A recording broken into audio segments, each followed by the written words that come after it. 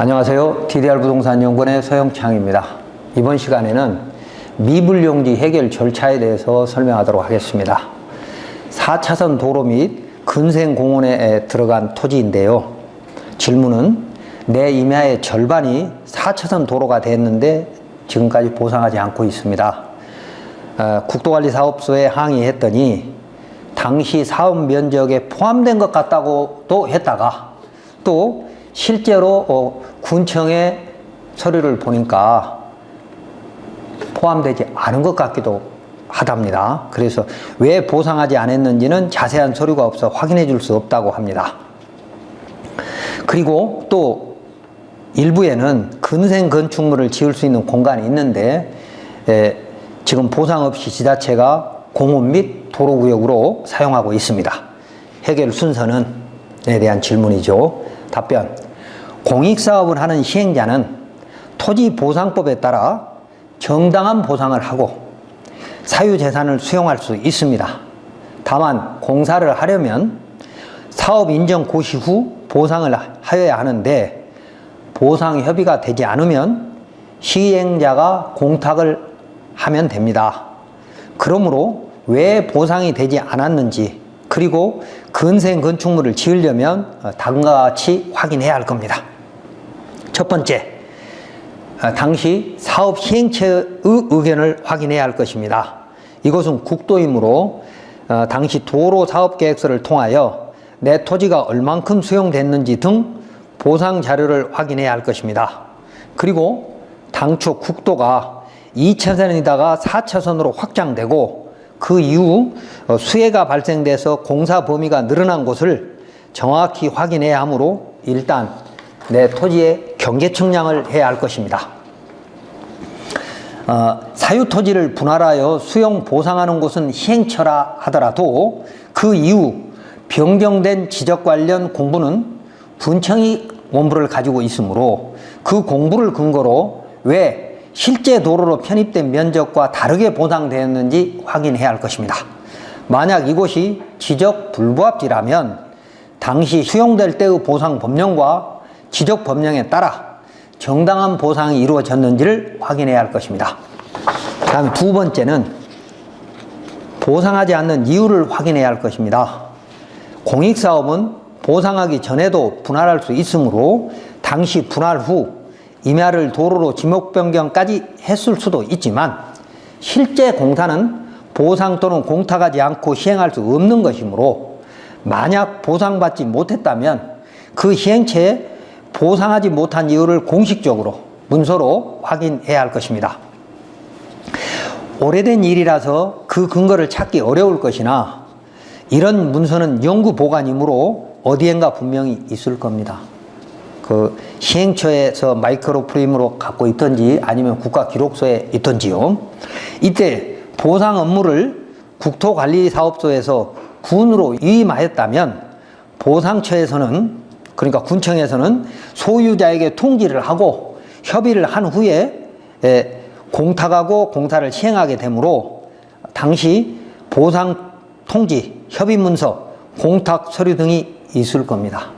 그런데 아예 당시 측량이 잘못돼서 내 토지가 포함되지 않았다면 이제 문제가 좀 달라지는 거죠.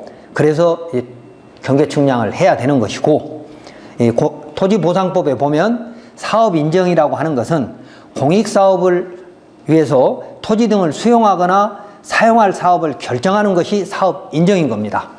그래서 사업 인정 고시가 되면 국가가 정당한 보상을 하고 그냥 내 땅을 가져갈 수 있는 거죠. 다음 세 번째, 그렇다면 보상 전문 변호사를 통해서 소송을 해야 될 경우가 있을 수 있죠. 협의가 안 되면 이제 소송해야 되니까요. 지적 불부합지 처리를 어떻게 하였는지에 따라 다를 수 있겠으나 내 임야의 일부가 분할돼서 휴게소로 사용되고 있으므로 그와 연접한 임야의 경계 오차는 크게 문제되지 않을 겁니다. 왜냐하면 당시에 실제 지금 휴게소로 들어간 부분까지는 측량해서 분할해서 군청에서 가져갔거든요. 근데 측량이 잘못돼 가지고 지금 측량해 보니까 내 땅이 보상도 없이 휴게소로 들어가 있다는 거죠. 자, 그러면 그 문제를 어떻게 풀어야 할 것인지는 지적 불부합 처리에 관한 부분은 다른 법률에 의해서 풀어야 될 것이나 연접했던, 그러니까 붙어 있는 데까지 수용을 했기 때문에 내 땅이 수용되지 않는, 그러니까 보상되지 않은 것은 확실히 알 수 있을 겁니다. 그래서 지정 및 보상에 관련 서류를 지금 찾지 못하더라도 소송 중에 관련 서류의 제출을 요구할 수도 있습니다.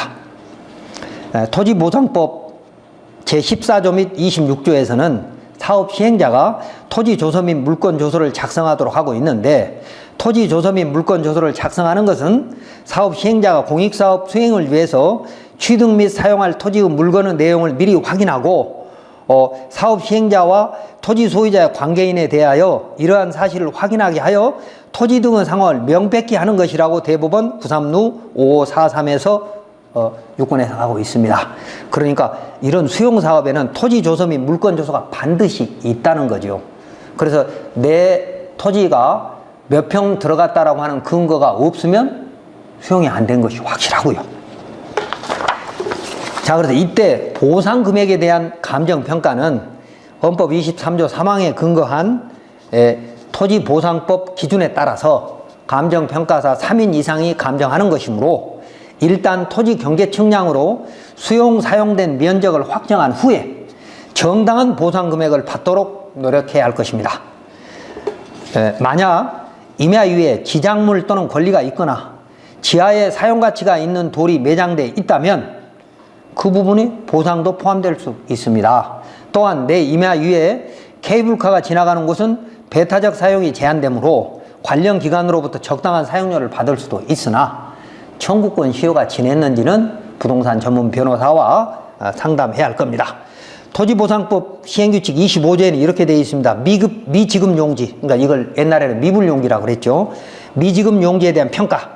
종전 후 시행된 공익사업의 부지로서 보상금이 지급되지 아니한 토지에 대해서는 종전 후 공익사업에 편입될 당시의 이용사항을 상정해서 평가한다.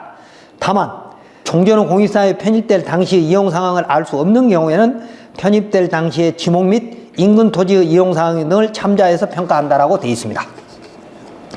이때 정당한 보상 및 적정한 사용료는 1차적으로 감정평가사가 평가하는 것이나, 미흡하면 변호사가 정당한 보상 절차, 그러니까 1차 협의, 그 다음에 이의제결 등을 통해서 권리를 찾을 수 있을 겁니다. 헌법 23조 3항에는 공공의 필요에 의한 재산권의 수용, 사용 또는 제한 및 그에 대한 보상은 법률로서 하되 정당한 보상을 지급해야 한다라고 되어 있기 때문에 이걸 근거해서 토지보상법의 미불용지에 대한 평가 기준을 정했습니다만, 이 부분은 부동산 전문 변호사와 간평사가 처리할 수 있을 겁니다. 다음 네 번째, 잔여지. 그러니까 이 그림에 보면 근린공원이라고 되어 있는 이 부분이 사실은 공원을 휴게소로 만들면서 휴게소 용지 안에 들어갔다라고 했지만 실제 지금 측량해 보니까 안 들어간 부분인 거죠. 그래서 잔여지, 미불용지에 건물을 지으려면 건축 신고를 해야 되겠죠. 아직 보상되지 않은 임야 중 일부가 효용가치가 높은 것이고, 지금 그림으로만 봐도 양쪽으로 도로가 있어가지고 이 부분에 뭔가 근생 건축물을 지으면 상당히 가치가 있는 곳입니다. 그래서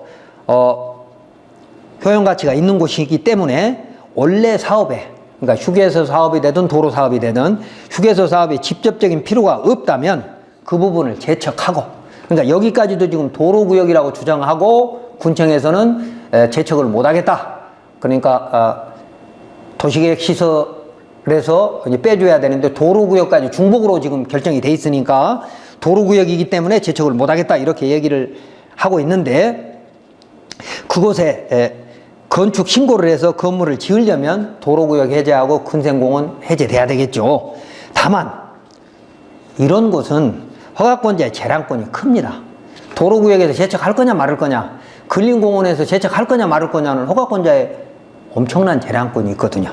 그래서 사전에 철저하게 준비할 필요가 있는 것입니다. 이곳은 지자체가 휴게소를 만들면서 이 대지의 좌우에 도로를 개설된 것이므로, 그러니까 여기는 3개의 국도가 지나가는 곳입니다. 31, 44, 46번 국도가 지나가면서 만들어진 건데, 오른쪽에 있는 것은 4차선 46번 국도고요. 제일 왼쪽 것은 원래 2차선에 있던 31번 국도고 그 후로 44번 국도가 만들어지면서 여기 근처가 복잡한 것처럼 보이죠. 그래서 진입로 문제는 국도에 접해 있으니까 도로 연결 허가만 받으면 되지만 2차선 도로니까 별로 문제되지 않을 것 같고, 근린공원구역이므로 일반 건축물의 건축이 허용되지 않을 수 있습니다.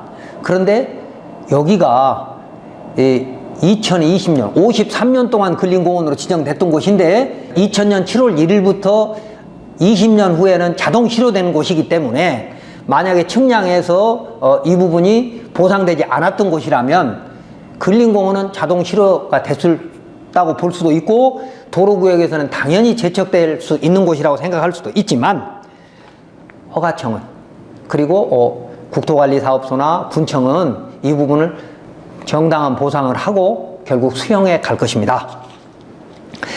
그래서 우리는 도시계획시설인 공원을 해제해야만이 건축 신고가 수리될 것이고, 만약 근린공원이 해제되지 않으면 관할청은 합당한 보상을 할 것으로 생각이 됩니다. 그래서 건축 신고를 해야만이 정확하게 알 수 있다는 얘기고, 다섯 번째, 자, 근린공원이 자동 실효되지 않았다면 근린공원의 해제를 요구할 수 있죠. 공원녹지법에 의해서 도시계획시설로 지정된 근린공원을 해제하려면 도시계획부서에 문의하면 되는데, 지난 50여 년 동안 공원으로 지정하고 보상하지 않았다면 이 시설은 국토계획법 부칙에 따라 2020년 7월 1일로 그 지정이 자동 실효되는 것이므로 이미 법률에 의해서 해제된 것으로 해석할 수 있습니다. 다만 장기 미집행 시설이라도 실효 전에 단계별 집행계획을 수립했다면 자동 실효되지 않는 것이고, 이미 공원으로 확정됐다라고 생각을 하면 지금 이제 지적의 오차 부분은, 지적 불부합 부분은 또 별도로 판단해야 될 부분이니까 지금 어떤 상태인지는 지자체에 정확히 확인해야 할 것입니다. 만약 자동 실효되었다면 지자체는 다시 공원으로 지정해야 되는데, 그 지정 절차가 엄격해서 지자체도 재지정은 어려울 것이고, 그렇다고 수용사업계획을 다시 수립하기도 어려울 것입니다. 근린공원 조성 절차는 공원 부지 지정하고 실시계획 승인하고 부지 매입하고 공원시설을 설치하는 것입니다. 그런데 이런 절차를 이제 별도로 밟기는 굉장히 어려울 수도 있다는 것이고, 자, 그래서 이번 사례를 정리하면 대한민국 정부가 수립되기 전 조선총독부가 이런 도로 등 공공시설은 보상하기 전에 직권으로 분할해서 도로로 지목변경을 할 수 있었기 때문에 전국에 지금도 미분용지가 꽤 있습니다. 그러나 이곳은 1990년대 국도를 확장하면서 만들어진 곳이므로 당시 사업계획 등을 행정정보공에 요청해서 관련 자료를 확보해서 확인하면 될 것이나, 그 사업 실시 계획에 있는 도면은 공부가 아니기 때문에 지금 지적도와 그 사업 실시 계획 도면이 달랐을 때는 그 도면은 별 의미가 없는 겁니다. 그래서 지금 내 지적대로 측량을 했더니 내 땅이 보상 없이 그쪽으로 들어가 있다 그러면 나는 민법에 의한 내 소유권을 정당하게 주장할 수 있다는 겁니다.